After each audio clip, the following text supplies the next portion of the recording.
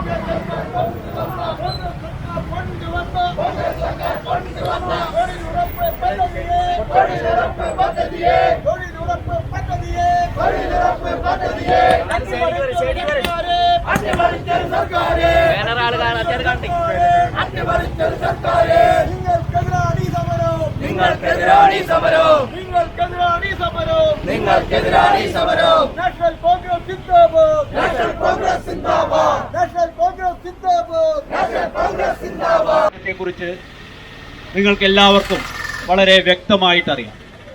കാരണം 2004 അധികാരത്തിൽ വന്ന ഇന്ത്യൻ നാഷണൽ കോൺഗ്രസിന്റെ നേതൃത്വത്തിലുള്ള UPA ഗവൺമെന്റ്, ആ ഗവൺമെന്റിന്റെ പ്രകടന പത്രികയിൽ പറഞ്ഞ കാര്യങ്ങൾ, ഭരണത്തിലേറി ഒരു വർഷത്തിനുള്ളിൽ തന്നെ നടപ്പിലാക്കിയ ഏറ്റവും വിപ്ലവകരമായ ഒരു പദ്ധതിയായിരുന്നു ദേശീയ ഗ്രാമീണ തൊഴിലുറപ്പ് പദ്ധതി.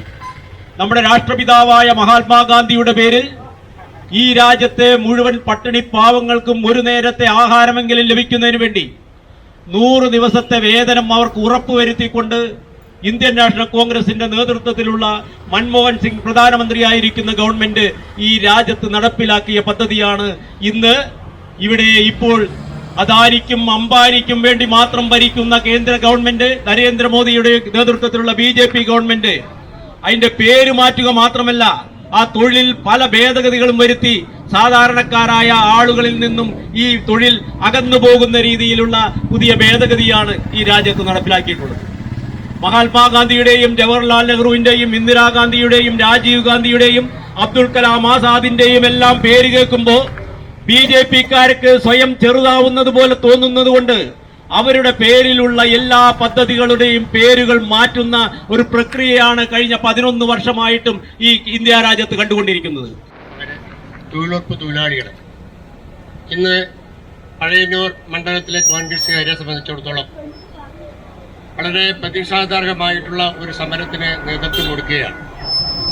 ഇന്ത്യ രാജ്യത്ത് അങ്ങോളം ഇങ്ങോളം ഇന്ത്യൻ നാഷണൽ കോൺഗ്രസ് വരുന്ന 5-ാം തീയതി മുതൽ നമ്മുടെ പാർലമെന്റ് ആരംഭിക്കുന്നത് വരെയുള്ള ഉൾപ്പെടുന്ന സമരങ്ങൾ വരെ നടത്താനായിട്ട് തീരുമാനിച്ചിരിക്കുകയാണ്. അതിന് മുന്നോടിയായാണ് എല്ലാ മണ്ഡല കോൺഗ്രസ് കമ്മിറ്റികളിലും ഇതുപോലെയുള്ള സമരങ്ങൾ ഞങ്ങൾ നടത്തുന്നത്.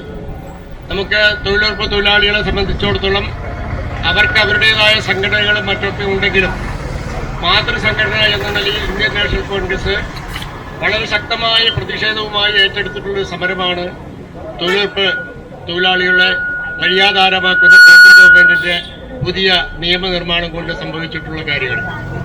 ഇവിടെ തന്നെ നിങ്ങൾ നോക്കിയാൽ അറിയാം, സാധാരണഗതിയിൽ ഒരു രാഷ്ട്രീയ പാർട്ടികൾ സമരം നടത്തുമ്പോൾ ആ രാഷ്ട്രീയ പാർട്ടിയുടെ കേഡർ സംവിധാനത്തിലുള്ള പ്രവർത്തകരാണ് ആ പരിപാടിയിൽ പങ്കെടുക്കാറ്.